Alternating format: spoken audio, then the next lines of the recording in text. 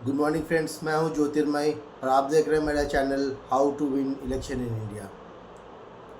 Friends, आज हम बात करेंगे पश्चिम बंगाल के एक कॉन्स्टिट्यूएंसी फलता में, जहां पे रीपोलिंग के लिए कहा गया था 21 मई को। फलता में 29 अप्रैल को पोलिंग हुआ था, जिसमें कहा गया बहुत सारे ईवीएम्स में सेलो टेप लगा हुआ था। लोगों ने फिर आरोप लगाया कि उनको धमकी दी गई, इस वजह से वोट देने को नहीं दिया गया। इस वजह से दोबारा रीपोलिंग की घोषणा की गई 21 मई को 24 मई को 24 मई को, जिसका परिणाम निकलना था, रिजल्ट निकलना था। अब पीछे फलता के देखिए, फलता चर्चे में क्यों आया। फलता में जाके एक आईएएस ऑफिसर यूपी से, उन्होंने जो टीएमसी कैंडिडेट है उनको ओपनली धमकी दिया कैमरे के सामने, उनके उनके परिवार वालों को। टीएमसी के कैंडिडेट जो हैं जहांगीर खान, देखा जाए तो उनको एक महीना पहले कोई उनका नाम भी नहीं जानता था, पर अचानक वो नेशनल लीडर बन गए वो। तो इसके बाद उन्होंने कहा, हालांकि जो आईएएस ऑफिसर को लोग सिंघम बोल रहे, तो उन्होंने अब जो टीएमसी कैंडिडेट, उन्होंने अपने आप को पुष्पा कहा। उन्होंने कहा मैं झुकूंगा नहीं, जो पुष्पा का डायलॉग है। तो अब ये बात है कि जब 4 तारीख को रिजल्ट आया इलेक्शन में, जिसमें बीजेपी को 200 से ज़्यादा सीटें मिली, उसके बाद से टीएमसी के कैंडिडेट कहीं छुप गए थे, फिर वापस आए पुलिस की मदद से वो। फिर अब वो जब आज चुनाव प्रचार का लास्ट दिन था, उससे पहले ही उन्होंने इलेक्शन से विड्रॉ कर लिया। हालांकि ये लीगल तो नहीं कर सकते, क्योंकि पर उन्होंने कहा कि मैं कॉन्टेस्ट नहीं करूँगा, कहीं पे भी अपना एजेंट नहीं दूंगा, कहीं भी नहीं दूंगा। तो अब देखिए, जब भी कहीं भी रीपोल होता है, जो भी रूलिंग पार्टी है उनको जीत मिलती है। ऑब्वियस की बात है, इस बार भी हो सकता है बीजेपी को जीत मिले, पहले भी होता है, ये कोई बड़ी बात नहीं है।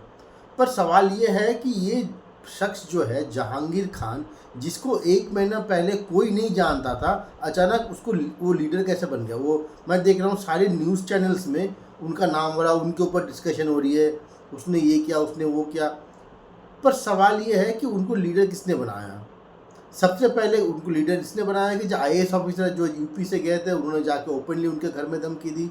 दूसरा, शुभेंदु अधिकारी जो बंगाल की चीफ मिनिस्टर है, उन्होंने कई बार चुनाव प्रचार के दौरान, फलता में जो बाई इलेक्शन है उसमें चुनाव प्रचार के दौरान उनका नाम लिया, बार बार थ्रेटनिंग नाम लिया। अब अचानक वो जो टीएमसी के कैंडिडेट है वो लीडर बन गए, एक महीने पहले कोई उसका नाम भी नहीं जानता था।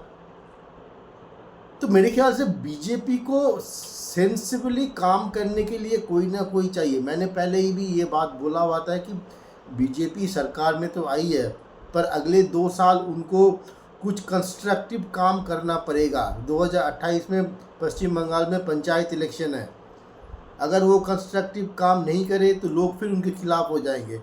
अभी ऐसा लग रहा है कि बीजेपी एक रिवेंज मोड में आ गए वो, चाहे वो टीएमसी के हो या फिर मुस्लिम्स लोगों के हो या फिर बैकवर्ड क्लास के लिए, रिवेंज मोड में आ गया वो।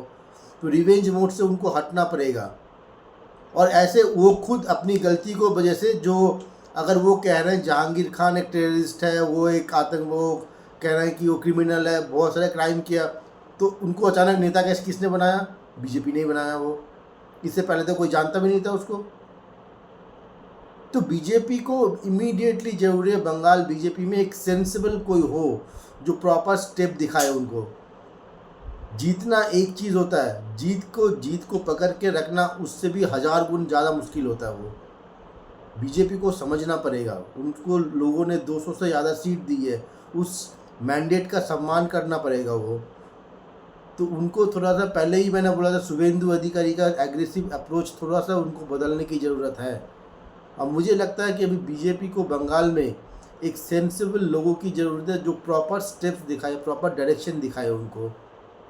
क्योंकि आने वाला 2 साल अगर उन्होंने ये एडवांटेज बीजेपी को जो मिली है, अगर उन्होंने खो दिया, तो बीजेपी हमेशा हमेशा के लिए पश्चिम बंगाल से वाइप आउट हो जाएंगे। वो कहते हैं ना, बिल्कुल ही ख़त्म हो जाएगा वो। तो उम्मीद करता हूँ कि अभी बीजेपी का ये रिवेंज मॉडल पॉलिटिक्स है वो बंद करके सेंसिबल तरीके से आए हो। तो ऑब्वियस की बात है, 2028 में एक तरह से उनका टेस्ट है। विधानसभा इलेक्शन तो 2031 में है, पर 2028 में पंचायत इलेक्शन है, तब तक उनका टेस्ट है। 2 साल के अंदर उनको कंस्ट्रक्टिव कुछ करना पड़ेगा, तब जाके वो समझ पाएंगे लोग उनके साथ है कि नहीं है। खैर जो भी हो, हमारी नज़र उस पर रहेगा।